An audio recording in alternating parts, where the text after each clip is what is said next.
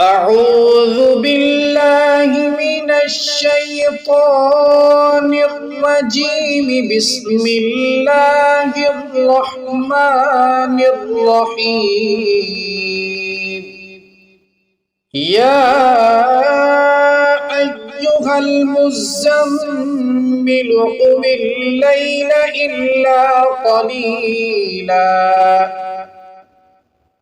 نصفه أو انقص منه قليلا أو زد عليه ورتل القرآن ترتيلا إنا سنلقي عليك قولا ثقيلا إن ناشئة الليل هي أشد وطئا وأقوم قيلا إن لك في النهار سبحا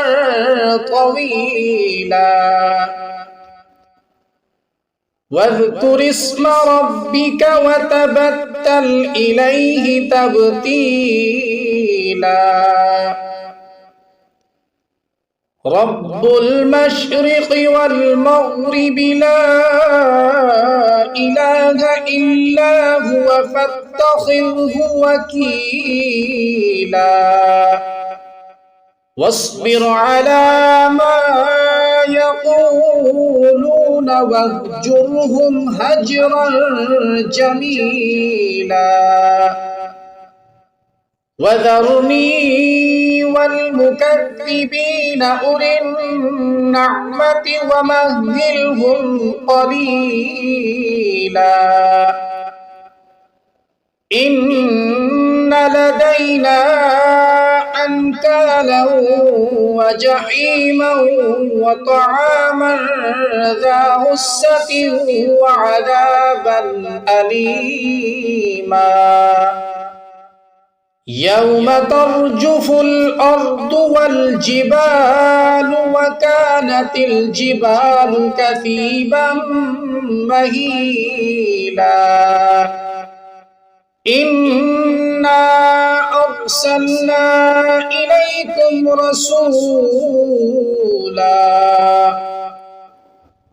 شاهدا عليكم كما أرسلنا إلى فرعون رسولا فعصى فرعون الرسول فأخذناه أخذا وبيلا فكيف تتقون إن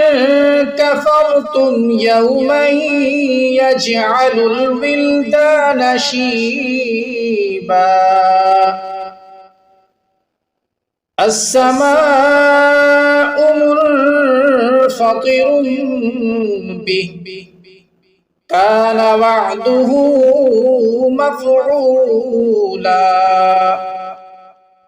إن هذه تذكرة فمن شاء اتخذ إلى ربه سبيلا إن ربك يعلم أنك تقوم أدنى من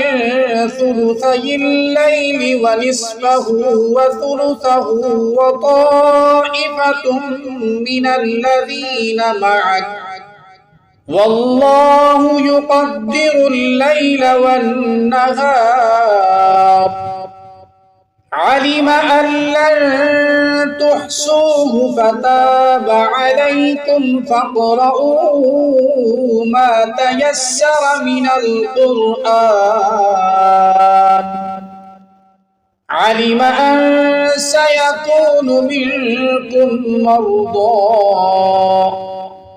وآخرون يضربون في الأرض يبتغون من فضل الله وآخرون يقاتلون في سبيل الله فاقرؤوا ما تيسر منه وأقيموا الصلاة وآتوا الزكاة وأقرضوا الله قرضا حسنا وما تقدموا لأنفسكم من خير تجدوه عند الله هو خيرا وأعظم أجرا واستغفروا الله إن الله غفور رحيم صدق الله العظيم